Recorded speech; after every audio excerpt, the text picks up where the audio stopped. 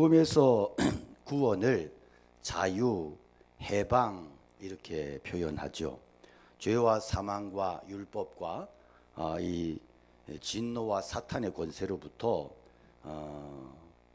이 모든 것들로부터의 자유가 진짜 자유이죠. 그래서 우리는 예수 그리스도 안에서 복음 안에서 이런 것들로부터 자유를 얻었다. 그런데요, 이렇게 말은 잘하는데 이렇게 자유를 얻었지만 정작 자유를 누리지 못하는 사람들이 많이 있습니다. 바울 사도는 죄를 짓는 자는 죄의 종이고 불의의 종이 돼서 참된 자유를 누리지 못한다, 이렇게 말씀해요. 자유의 종이 됐는데 계속해서 비참한 죄의 노예처럼 살고 있다는 거죠. 마음 깊은 곳에 죄의식과 죄책감으로 인해서 신앙생활 속에서 진짜 기쁨이 즐거움이 없는 거예요. 근데 이런 사람들이 교회 공동체 속에도 의외로 많이 있습니다. 그리스도께서 우리를 위해서 십자가를 지신 것은요, 죄에서 용서함 받은 자들은 더 이상 종교적인 기쁨을 잃어버리지 말고 성령 안에서 나를 자유케 하시는 주님을 기쁘시게 하는 그런 삶을 살아가도록 하기 위함인 것이죠. 그래서 이 자유는 우리가 투쟁하거나 노력해서 쟁취해서 얻은 게 아니에요. 그리스도께로서 주어지는 자유예요. 그래서 성경이 그러므로 이제 그리스도 예수 안에 있는 자에게는 결코 정죄함이 없나니 이는 그리스도 예수 안에 있는 생명의 성령의 법이 죄와 사망의 법에서 너를 해방하였음이라. 할렐루야. 말씀하고 있어요. 그래서 하나님은 우리에게 율법을 통해서 거룩한 삶을 요구하셨어요. 그러나 우리의 죄성과 육체의 연약성 때문에 어느 누구도 율법의 요구대로 그 거룩한 삶을 살 수 없었어요. 그래서 하나 지키면 두 개, 세 개의 죄를 범할 수밖에 없는 것이 모든 인간이에요. 그래서 성경에 의인은 없나니 하나도 없다 선언하고 있어요. 그래서 그 결과 하나님께서 자기 아들을 이 땅에 보내시고 그를 화목제물로 삼아서 십자가에 달려 죽게 하셨습니다. 예수 그리스도 우리를 대신해서 십자가에서 모든 율법과 저주와 죄와 사망의 법에서 자유케 하셨어요. 그러므로 우리는 더 이상 죄의 종, 어떤 율법의 종, 그리고 사망의 종, 불순종의 종이 아니고 순종의 종, 의의 종, 하나님의 종, 자유의 종이 되게 하신 줄로 믿습니다. 그래서 우리가 자유의 종이라 그래서 함부로 해서 되는 건 아니에요. 어디까지나 똑같은 종이에요. 그러니까 자유의 종이기 때문에 충성해야 되고, 자유의 종이기 때문에 이름도 없이 빛도 없이 섬겨야 되는 거예요. 그러니까 종에게 무슨 영광이 있어요? 무슨 명예가 있겠어요? 그래서 그러면 어떻게 우리가 살아야 되는가? 그러면 자유를 입은 자, 자유를 얻은 자, 죄의 종에서 자유의 종이 되었다면, 그렇다면 우리는 어떻게 살아야 되느냐? 오늘 본문이 그 해답을 우리에게 말씀하고 있습니다. 여러분, 우리 주 예수 그리스도 안에서 진짜 여러분 자유의 종 되신 것을 믿습니까? 그럼 예수 그리스도 안에서 누리는 정말 기쁨과 은혜와 감사와 감격이 있으시나요? 아니면 기쁨과 감격이 없이 율법의 행위를 따라서 자신의 행위로서, 신앙의 행위로서 하나님 앞에 뭔가를 인정받고 의로워지려고 애쓰고 노력하고 있지는 않는 거냐 하는 거예요. 그러니까 복음이 주는 은혜와 능력을 잃어버리고 율법의 어떤 그러한 무거운 짐에 눌려서 수동적으로 끌려다니면서 진짜 내 안에서의 그런 참된 자유와 기쁨과 은혜를 누리지 못하고 있지는 않느냐 하는 거예요. 그래서 이 말씀을 통해서 여러분, 우리가 진짜 자유를 누릴 수 있는 그런 성도들이 될 수 있기를 축복합니다. 자, 1절에 보면 다시는 종의 멍에를 매지 말래요. 그러니까 그리스도께서 우리를 자유롭게 하시려고 자유를 주셨으니 그러므로 굳건하게 서서 다시는 종의 멍에를 매지 말아라. 이제는 예수 그리스도 안에 있다면 다시 그렇게 율법으로 회귀하고 율법으로 이렇게 복귀하는 그런 안타까운 그런 행위를 취하지 말고 그런 믿음을 살지 말아라. 예수 그리스도께서 우리를 종의 신분에서 자녀가 되게 해서 자유의 종으로 우리 신분을 세탁해 주셨어요. 바꿔 주셨어요. 신분이 완전히 바뀌어진 거예요. 예수 그리스도께서 우리에게 자유를 주시려고 십자가에서 보배로운 피를 흘려 주셨습니다. 그럼에도 불구하고 우리가 죄의 멍에를 다시 맬 때 어떤 결과가 나타나겠느냐? 자, 2절에 보라 나 바울은 너에게 말하노니 만일 할례를 받으면 그리스도께서 너에게 아무 유익이 없느니라. 그러니까 당시에 예수님을 믿었어요. 그런데 율법주의자들이 계속 공격을 하는 거예요. 야, 할례를 받아야 돼. 예수 믿어도 할례 받아야 되는 거야. 어떻게 아니 할례도 받지 않고 어떻게 네가 하나님 앞에 어떤 구원받은 자를 할 수 있겠냐? 이건 할례도 받아야 되는 거야. 이렇게 막 요구를 하는 거예요. 그런데 여기에 대해서 바울 사도가 엄격하게 확실하게 결론을 짓는 게 뭐냐면, 야, 그렇게 만약 할례를 받아야 된다면, 그런 어떤 그런 조항을 단다면, 그것을 어떤 의무적인 조항으로 주장을 하고 실제로 그렇게 행동한다면 예수 그리스도는 너희에게 아무런 유익이 없다. 무슨 얘기냐면 구원이라고 하는 건 예수 그리스도 전적인 은혜예요. 퍼펙트 은혜인 거예요. 100% 은혜인 거지. 여기에 뭐 예수 그리스도 은혜에다가 뭐 할례도 찔끔 더하고 뭐 율법의 어떤 룰도 규칙도 뭐 율례도 다 이렇게 찔끔 더해가지고 그래가지고 이렇게 온전한 하나가 되는 게 아닌 거예요.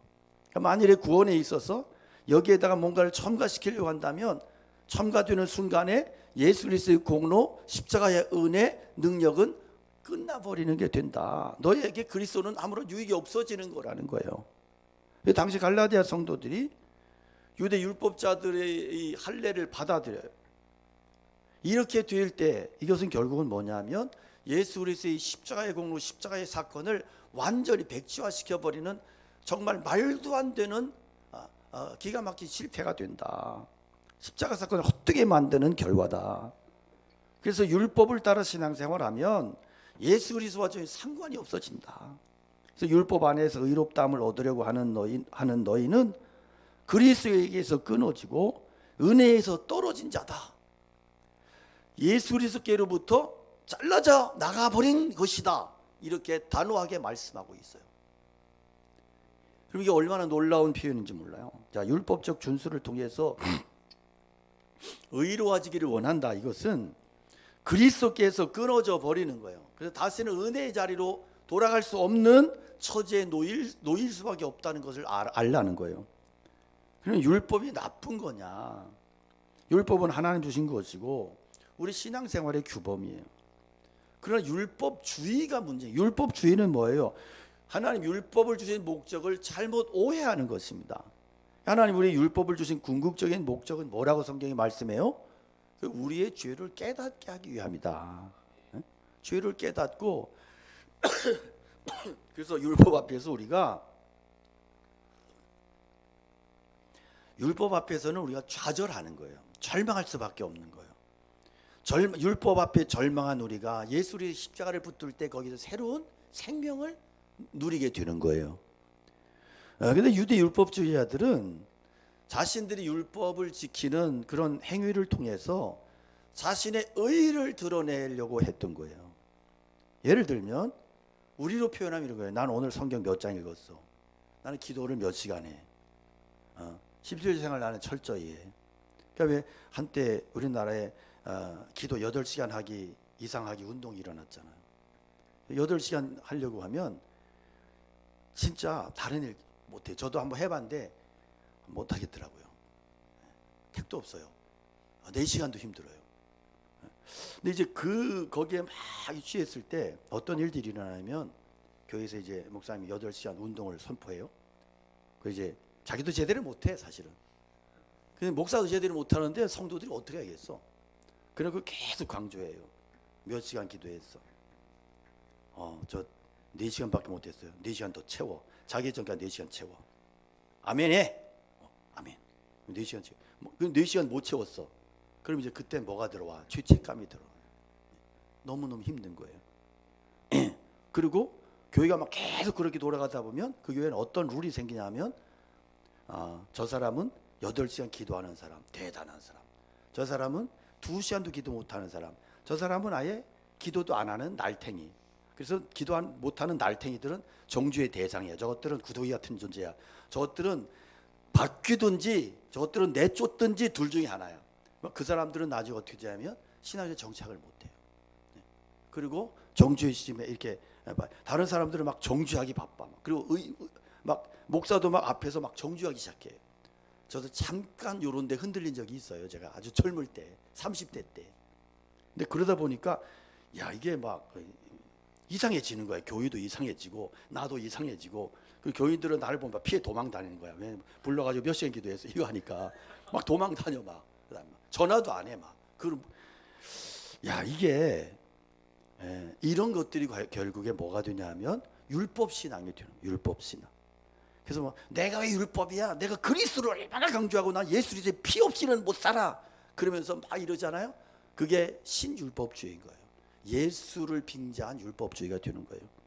그래서 종교적인 의무, 어떤 신앙적인 행위 이런 걸 가지고 내 자신을 드러내는, 본인이 드러내려고 의도하는 건 아니지만 그것이 결국은 자기를 드러내는 것이 되고 그것을 다른 사람들을 정죄하고 판단하는 기준이 되고 잣대가 되고 뭐 이런 거죠. 그래서 지금도 그 교회가 존재합니다. 그런데 거기서는 항상 이런 잣대가 있는 거예요. 그러니까 그 속에서는 누구도 이제 그 기준에서 자유롭지 못한 거예요. 그리고 그 기준을 채웠다는 사람들은 좀 지나고 나니까 기고만장해지는 거예요. 얼마나 영적으로 교만해지고 큰 소리를 치고. 그런데 보면 그 속에 그렇다고 다 건강한 사람만 있는 게 아니야. 막 과대망상증 환자도 있고 막 이런 거예요. 그래서 그 과대망상증에 빠지니까 어떤 일이 일어나요. 막 12시에 막 아파트를 돌면서 막 회개하라 막 이러고 돌아다니고 그러면서 막 본인이 갑자기 믿음이 있는 것 같은데 이 되는 거야. 이게. 여러분 조심하셔야 되는 거예요. 그래서 신앙이 균형이 깨져버리면 이상해질 수 있는 것이고 자기는 엄청난 사람인 줄 아는데 다른 사람들이 볼 때는 종교적인 환자가 될 수 있다는 거예요. 그래서 우리가 복음에 붙들린 사람, 은혜의 사람, 그것은 어떤 상태냐면 하나님의 은혜 때문에 내가 말씀을 읽을 수밖에 없어. 하나님 말씀이 너무 좋아. 기도가 내 영혼의 호흡이니까 나는 기도하지 않으면 살 수 없는 거야. 기도하면 내 안에 은혜가 회복돼. 할렐루야. 그래서 내 안에서 기도하면 하나님과의 교제가 회복되고 평안해지고. 그래서 그런 은혜로 그런 어떤 삶의 리듬으로 그렇게 리듬을 타며 사는 거예요. 하나님 앞에 드리는 헌금도 이렇게 이렇게 내 공로나 어떤 뭐 의무감 이게 아니고 하나님 앞에 내 삶이 너무 감사한 거야. 자식들을 봐도 감사하고 내 삶을 봐도 돌아보니까 너무 감사하고. 그래서 내가 하나님 앞에 이거 드리지 않으면 내가 불편한 거예요. 근데 은혜를 받으면요 드리고 싶습니다. 정상적인 거예요. 이것은 정상적인 거예요. 제가 오죽하면 젊을 때 아무 돈도 없는데 제가 이렇게 막 건축원금 뭐 그 당시에 이 전도사 사례가 9만 원 받을 때인데 그때 막 몇십만 원 헌금해 놓고 나중에 가가지고 이거 채우냐고 막 전세방 값에서도 좀 빼고 했다가 아버지한테 뒤지게 혼나고. 그런데 하고 싶은 거예요. 안 하면 내가 너무 못 견디겠는 거야. 그런 거죠, 은혜는. 그래서 우리가 율법화되어 있는 신앙은요, 하나님이 내 인생의 주인이 아니야. 항상 하나님의 이름을 이야기하고 예수를 이야기하지만 그 이름 빙자해서 내가 주인 행세하는 거야. 그래서 내가 끼지 않으면 내 주관과 내 생각과 내 고집을 관철시키지 않으면 내 못 견뎌. 이게 율법주의예요. 섞여버린. 세상의 모든 종교가 여기에 속하고요. 내가 선행하고 고행해서 신의 자리에 들어가는 거예요. 그러나 기독교의 복음은 우리의 죄에 대해서 유일한 죄값을 물으실 자격이 있으신 하나님께서 죄 가운데 있는 우리를 불쌍히 여기셔서 하나님의 아들 예수 그리스도를 보내주신 것이에요. 그래서 그분만이 유일하게 죄종 되었던 자리에서 우리를 끄집어 올리실 수 있는, 구원하실 수 있는 유일하신 분이세요. 그런데 아직도 교회 속에는 그러면 예수님을 구원의 주로 고백하지 못하는 사람들이 있어요. 예수님은 어떤 인간적인 모델, 뭐 4대 성인 중에 하나, 뭐 이런 식으로. 그래서 예수님의 삶, 예수님의 정신만을 강조하고 이 자유주의, 진보주의 신학자들이 좀 그런 쪽으로 많이 가죠.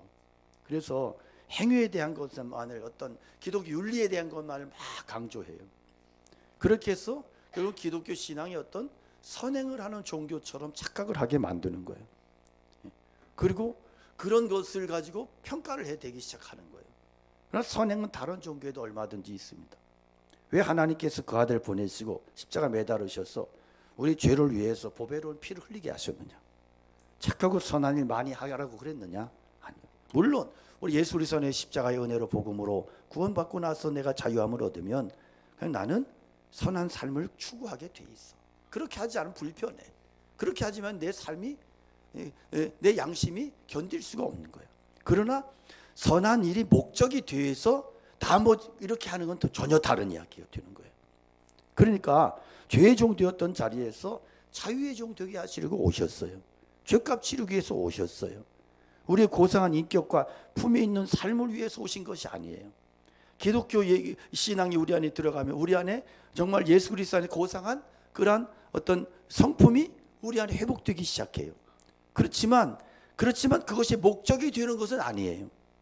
분명하게 그것을 우리는 분명하게 해야 되는 거예요. 그래서 중요한 것은 우리가 도저히 해결할 수 없는 죄 문제를 해결하셔서 진정한 자유를 주시기 위해서 십자가의 보배로운 피를 흘려 주셨습니다. 그래서 이 놀라운 은혜와 사랑이 우리의 심령 속에 넘쳐날 때 나타난 현상이 뭐냐? 다시는 죄의 종된 멍에를 매지 않는 겁니다. 여러분 멍에 아시죠? 멍에. 시골에서 이렇게 밭 깔거나 이럴 때 소를 이렇게 소한테 일 시킬 때 이렇게 U자 같이 돼 갖고 이렇게 된 것을 소 여기다가 어깨에다 지름께 하고 거기다가 이렇게 해서 뭐 짐도 실어 나르고 뭐 밭도 갈고 이렇게 하는 건데 소가 말을 못해 그렇지 얼마나 힘들게 했어요. 얼마나. 그러니까 소를 이렇게 막 밭을 갈아요. 막 그 멍에를 해갖고 막 그럼 소가 막 어떤 때는 소가 이렇게 침을 흘리고 그리고 막 겁나 힘들어해. 그래도 소는 엄살을 안 해요. 소는 그러니까 지 죽는 줄도 모르는 거예요. 그러니까 그렇게 미련하게 일하는 사람들은 소처럼 일한다 그러잖아. 엄살도 안 하고 막 말도 없고.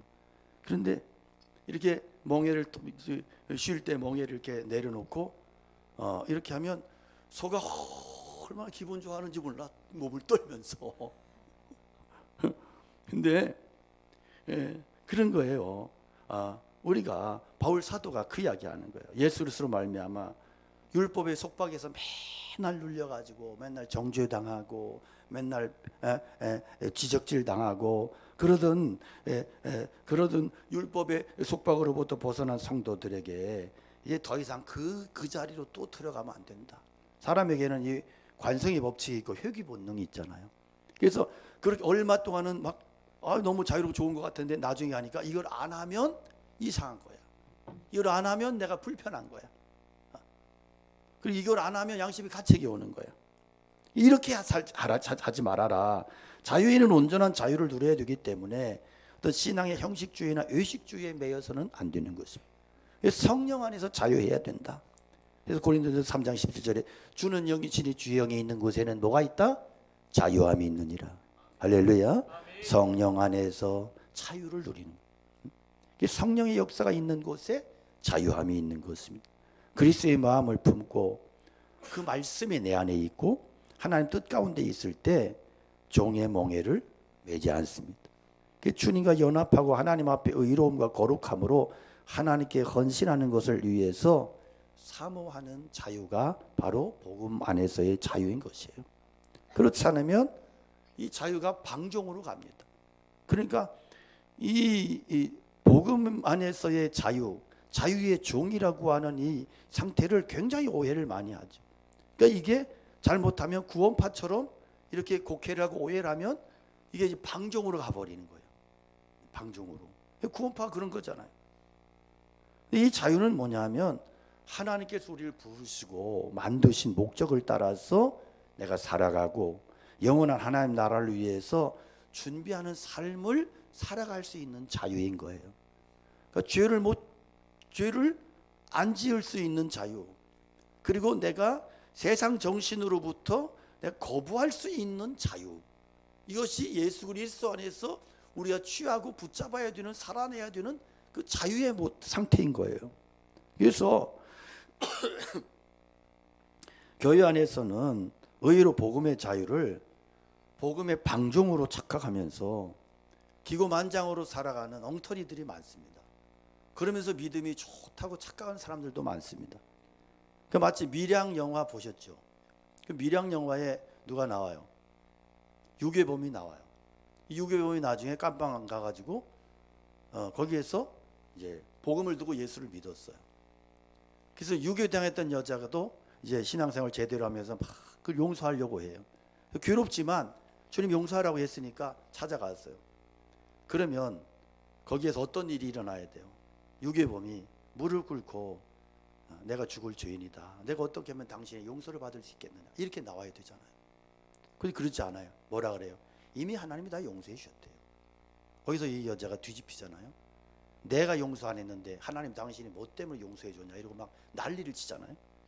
그런 거죠. 그러니까 우리는 어떻게 보면 유괴범 같은 신앙을 가지고 있는 거예요.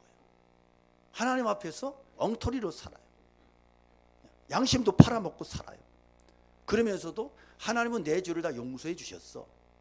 밀양 영화에 나오는 유괴범과 뭐가 달라요? 우리 이렇게 신앙생활 하지 말라는 거예요. 우리 신앙생활 속에서는 뭐 나 자유 얻었네, 너 자유 얻었네, 뭐 몽땅 자유 얻었네 막 찬양 부르는데 의와 거룩과 하나님의 영광을 위해서 살아가는 신앙의 적극적인 신앙 자세로서의 자유가 없다는 거예요. 그러니까 우리가 이런 거죠. 피할 수 없으면 즐기라고. 그러니까 하나님 앞에 예배를 드려요. 오늘도 예배 가야 돼. 내 목사니까 안 갈 수도 없고. 내 목사니까 가야지. 어떤 아들이 그랬대요. 엄마, 나는요 교회 가기 싫은 세 가지 이유가 있어요. 하나는요 너무 하여튼 이 예배 시간이 지겨워요. 장로님 대표기도가 너무 신경질 나요. 그 성가대가 맨날 불협화음을 내고 짜증나서 미치겠어요. 그랬더니 엄마가 야 그래도 네가 가야지. 네가 담임 목사잖아. 했다고. 참 우리가요 이게 신앙생활 하면서 율법적인 것은 뭐냐면 내가 안 갈 수 없잖아. 끌려가는 거예요. 그런데 자유의 신앙은 뭐냐 하면 예배에 가야지. 그 예배를 통해서 내가 또 힘을 얻고 그 속에서 은혜를 받고 하나님의 백성으로서 성령 안에서의 그런 놀라운 힘을 공급받고 내가 하나님의 백성으로 살아갈 수 있는 그러한 힘을 얻으니까 내가 가야지. 다르잖아요. 그러니까 이렇게 이 율법적인 신앙은 항상 어떤 게 있냐 하면 뭐 11조 안 하면 사업 망한다. 그래서 살다 보니까 이렇게 사업이 안 돼. 가만히 생각해 보니까 11조 1년에 2번을 떼어 먹었어. 그런데 어느 날 목사님이 11조 떼어 먹으면 사업이 잘 될 것 같냐? 하나님 반드시 그거 다 받아내신다. 아이고 내가 그 2번 땡겨 먹었다 이 꼴을 당했네. 주여 용서해 주시옵소서. 이게 율법주의야. 그러니까 우리가 물론 11조 땡겨 먹으면 안 돼. 그런데 하나님이 11조 땡겨 먹었다고 그것을 찾아내가지고 효출이 들고 이놈의 새끼 11조를 떼어 먹었어. 하나님을 얼마나 옹졸하게 만드는지 몰라. 이게 얼마나 기가 막힌 얘기인지 몰라. 근데 목회자들이 이런 식으로 막 그 강탈을 부려요. 협박을 해요. 주일날 주일 성수 안 하고 놀러 가다 교통사고 났어. 아이고야 저주 받았네. 뭐 이런. 교회 봉사 안 하면 허리 디스크 걸립니다. 막 이런 설교에 또 목사한테 까불면 죽습니다. 막 이런 설교에 율법주의. 그런 모든 게 하나님께로부터 왔기 때문에 주님, 저는요 이 세상에서 돈이 필요하지만 그냥 돈의 힘으로 살지 않고요. 저는 주님의 힘, 주님께서 주시는 그 힘으로 살기 원합니다. 복음 안에서 자유하기 때문에 제가 헌금 드리고요. 주일 지키고요. 주님 위해서 기쁨으로 헌신하고 봉사합니다. 주님, 자식들이 공부 잘해서 좋은 대학 들어가고 좋은 직장 가지지 못해도요. 저 하나님 감사합니다.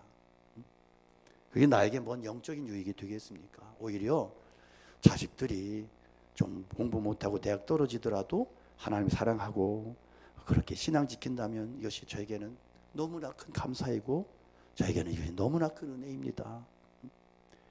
그러니까 하나님 자식이 좋은 대학 가서 떵떵거리고 신앙 팔아먹는 것보다는 하나님 자식이 삼수사수하고 지방 대학을 나오고 편편지 못하더라도 그가 신실한 신앙 지킬 수 있다면 저는 그것을 원합니다. 하나님. 왜요? 억울해요? 이렇게 기도하기 싫어요? 그러니까 그 실패를 통해서도 하나님께서 내게 깨닫는 은혜를 주시니까, 그 실패 속에서 고난 속에서 하나님 나에게 또 신앙적인 그러한 은혜를 깨닫게 하시고 그런 것들 통해서 나에게 또 회복시키시는 또 은혜가 임하게 되니까, 그러니까 그 속에서 고난 속에서 시험 속에서 시련 속에서 깨닫게 하시는 은혜가 있다면 그것 때문에 나는 감사하고, 그래서 주님 뜻대로 마시고 내 뜻대로 마시고 주님의 뜻대로, 나는 어떤 상황 속에서도 주님만을 의지하고 주님만을 바라보겠습니다. 이런 고백이 우리에게 넘칠 때 자유의 종이 돼서 그는 더 이상 율법과 죄의 멍에를 매지 않는 것입니다. 그러니까 우리는 복음적인 신앙은 용서가 없는 거예요. 그러니까 복음적인 신앙은 흑백 논리가 아니에요. 그래서 복음적인 신앙은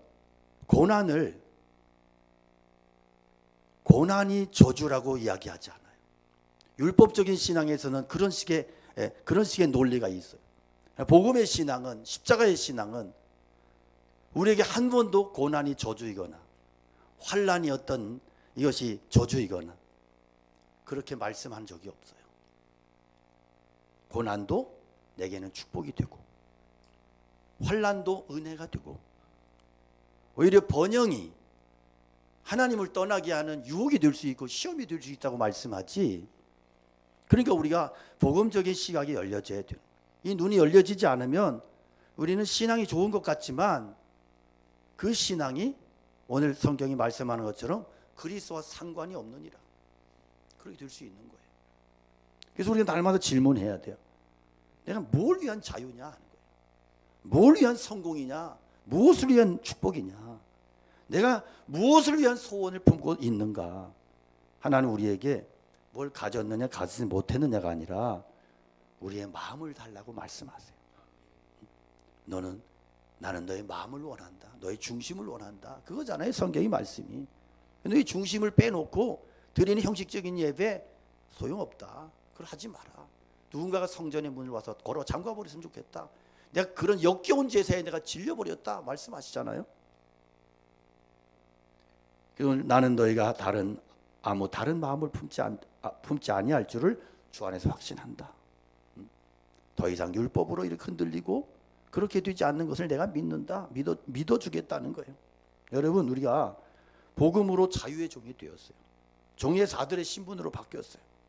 그러면 다시 종의 멍에를 매지 말아야 돼요. 신앙생활은 자신의 노력과 열심으로 성취하고 그렇게 이루는 게 아니에요. 하나님의 은혜 속에서 계속해서 공급해 주시는 은혜를 내가 날마다 공급받아서 복음 안에서 진정한 자유를 누리는 삶인 거예요. 그렇기 때문에 복음은 기복신앙이 아니에요. 복음은 번영의 신앙이 아니에요. 복음은 예수신앙이에요. 그래서 복음은 예수님이 나의 삶의 전부가 되는 것이고 예수님이 내 삶의 이유가 되는 거예요. 그래서 그 그리스도 때문에 내가 부족함이 없는 거예요. 이게 그리스도 안에서의 자유의 신앙이 되는 것입니다. 할렐루야. 그다음에 오늘 본문이 우리에게 믿음에 굳게 서래요. 5절 6절에서 우리가 성령으로 믿음을 따라 의의 소망을 기다리노니 그리스도 예수 안에서는 할례나 무할례나 효력이 없으되 사랑으로 역사하는 믿음뿐이니라. 바울 사도는 우리가 죄의 종된 자리에서 자유의 종이 되었다면 다시는 되돌아가지 않기 위해서 믿음을 굳게 하래요. 믿음을 굳게 하래요. 우리 예수 믿는 순간에 구원 얻어요. 죄와 형벌로부터 자유함을 얻고 나의 이름이 생명책에 기록이 되고 내가 하나님의 자녀가 되는 거예요. 그러나 죄의 종된 자리에서 구원을 얻는 것은 여기서 끝나지 않고요. 구원을 얻었다고 하는 것은 영적인 눈을 뜨는 거예요. 영적인 눈을. 사물을 보고 분석하는 능력이 있어야 돼요. 하나님에 대해서 영적인 감각이 생긴 거예요. 영적인 시력이 생긴 거예요. 열려진 거예요. 그래서 그 감각이 살아났다고 하는 게 뭐예요? 믿음이 생긴 거예요. 그래서 그 결과 이 세상 속에서 자신의 욕망과 욕심을 쫓아가는 삶이 아니라 죄의 세력으로부터 날마다 자유함을 얻기 위해서 성령 안에서 하나님의 인도를 따라가는 거예요. 그런 삶을 살아가는 거예요. 근데 이것도 훈련해야 되는 거예요. 그래서 내가 의지적으로 하나님 앞에 그렇게 결심하고 그렇게 살기로 그렇게 결심하고 가는 거예요. 그래서 자유하는 종이 믿음 위에 굳게 서기 위해서는 성령 하나님과 함께하는 삶을 살아야 되는 거예요. 성령 하나님을 통해서 믿음을 쫓아서 의의 소망을 기다린다고 말씀하지 않아요. 오늘 보면 의의 소망은 뭐냐면 하나님과의 올바른 관계를 맺게 되는 것을 말씀해요. 여러분, 역사의 마지막 날 주님 재림하실 때 하나님 자녀가 된 우리가 주님을 다시 만날 수 있다는 그 소망을 품고 사는 삶인 거예요. 이 소망을 품는 거, 이게 믿음이고 자유예요. 성령을 주신 목적이 뭐냐? 성령 받으면 뭐 방언하고 신유은사가 나타나고 이상한 꿈을 꾸는 게 아니에요. 성령의 은사예요. 나타나는 외적인 표현적인 부분이지, 성령을 우리에게 왜 주세요? 하나님께서 성령이 너에게 임하시면 너희 권능을 받고 부자가 되리라. 그랬으면 우리는 그거 믿습니다 하고 그렇게 가야지. 그런데 아니잖아요. 성령이 너에게 임하시면 권능을 받고, 성령이 임하시는 목적이 뭐라는 거예요? 예수님의 증인의 삶을 살기 위해서잖아요. 그죠? 내 증인이 되리라. 성령이 왜 임하느냐? 성령 우리 왜 주시느냐? 예수님의 증인의 삶을 살라고 주시는 거예요. 오해하시면 안 돼요. 옛날에 저는 어릴 때 어떤 얘기 많이 들었냐면 성령 받은 만사형통이래요. 그래서 막 강제로 막 그렇게 막 방언도 막 연습시키고 막, 그리고 막 혼내고 막 그러면서 막 그래갖고, 그러면 막 수지 맞았다고 막 머리통을 내리치고 그러면서 성령 받으면 막 모든 만사가 다 해결되는 것이고 만사가 형통하는 것이고, 이런 식으로 성령님을 얼마나 천박하게 오해를 시켰는지 몰라요. 그런데 성경을 보면 그게 아니에요. 성령은 우리를, 왜 성령을 하나님 우리에게 부어주시느냐? 육의 소욕을 버리게 하고, 그리고 육신의 사고방식, 세상 정신을 끊어버리게 만들고 하나님을 닮아가게 만들고, 이 땅에서 하나님의 증인된 삶을 살아가라고. 할렐루야. 죄의 종된 자리에서 죄를 이기는 능력을 부어주시는 거예요. 어떨 때? 성령을 부어주심으로. 그래서 죄의 종된 자가 이제는 예수의 종으로, 성령의 종으로 살아가라고. 그래서 성령을 주시는 거예요. 오해하시면 안 돼요. 성령 받으면 오히려 하나님이 우리의 재물을 뺏어가세요. 헌금해야 돼, 기뻐서. 그러니까 우리가 막 그것을 어떤 이기적인 탐욕을 위한 수단으로 성령을 주신다. 이게 삼류 기도원들이 회개해야 되는 거예요. 그래서 제가 한때는요, 복음에 눈이 열리고 나서 뭔 기도했냐면, 하나님, 이 나라에 이 쓰잘데기 없는 삼류 사류 기도원들 다 없어지게 해달라고 기도했던, 날뛰던 데가 있어요. 왜냐하면 그런 데서 자꾸 이상한 거 양산시켜가지고, 그래서 막 기도하러 은혜 받으려고 올라간 사람들이 거기 가서 다 이상해져 내려오고, 정말 복음이 아닌 엉뚱한 것을 막 걷다가 심어줘가지고 내려와가지고 막 능력받았다고 날뛰고 다니고 이러니까 신앙적으로, 영적으로 얼마나 혼탁해지는지 모르는 거예요. 오늘날도 부흥회한다고 하면 이렇게 이상한 부흥회 너무 많아요. 복음과 상관이 없고. 이상한 부흥회 하면요, 목사에게는 차가 생깁니다. 이상한 부흥회 하면 목사한테 사랑 헌금 해준다고 한 번씩 부흥회 할 때마다 4천만 원, 5천만 원씩 통장으로 들어와요. 무슨 얘기 하는지 모르겠는데, 이게 너무 엉터리가 많다는 이야기 아니겠죠. 근데 실제로 지금 그런 일들이 지금 한국 교회 안에서 수도 없이 일어나고 있어요. 그런 것만 아세요. 여러분들은 목사를 너무 잘 만나가지고 그걸 모르시니까 감사한 거고, 아멘도 안 하잖아요. 보혜사 곧 아버지께서 내 이름으로 보내실 성령, 그가 너희에게 모든 것을 가르치고 내가 너희에게 말한 모든 것을 생각나게 하시리라. 하나님 우리에게 성령을 보내주신 것은 복음의 비밀, 십자가의 비밀을 깨닫게 하시기 위해서고, 그리고 그 안에서 그 복음의 진리를 깨닫고, 그리고 내가 이 땅에 살아가면서 복음을 받은 자로 복음을 누리며 복음 안에서 자유하는, 믿음 안에서 자유하는 삶을 살아가게 하기 위해서 그렇게 우리에게 성령을 부어주신 거예요. 할렐루야. 6절에 보니까 그리스도 예수 안에서 할례나 무할례나 효력이 없으되 사랑으로서 역사하는 믿음뿐이니라.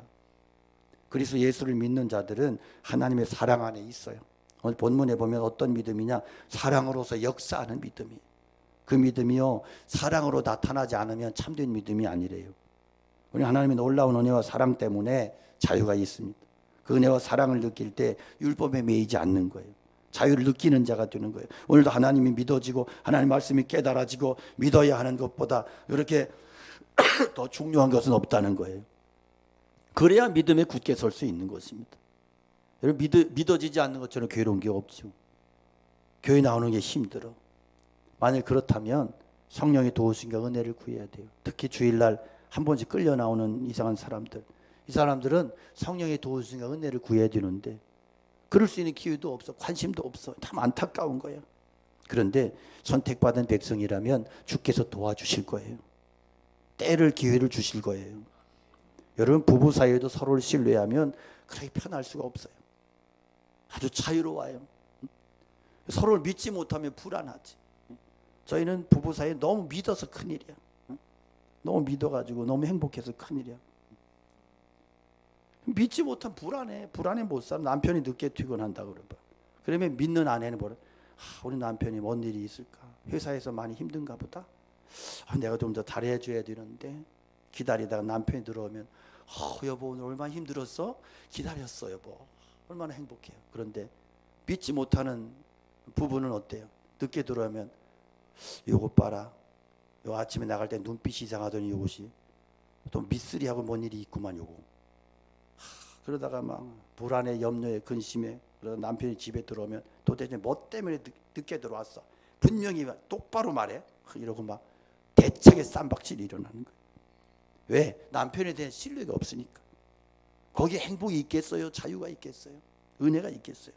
우리 신앙의 삶도 그렇습니다. 우리 날마다 믿음에 굳게 서라는 거예요. 믿음 위에. 날마다, 따라합시다. 날마다 믿음 위에 굳게 섭시다.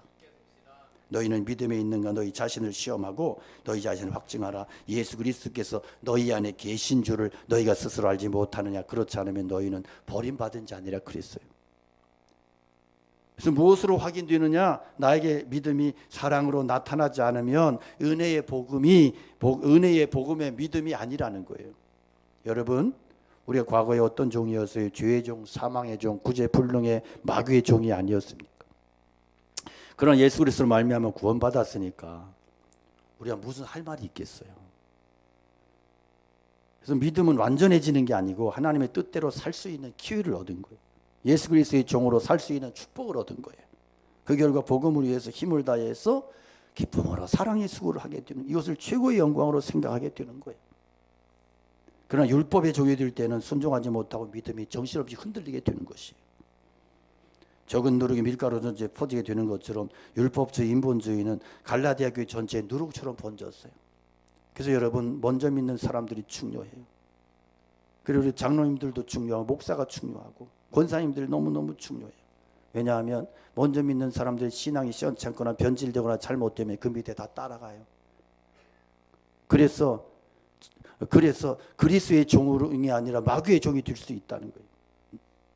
율법주의는요, 교회 안에 은혜가 메마르게 하고 관계를 악화시켜요. 열심히 있는 것 같은데 그 열심이 결국은 죽이는 열심이 되더라는 거예요. 그래서 우리가 율법의 종이 아니라 자유의 종이 돼야 되는 거예요.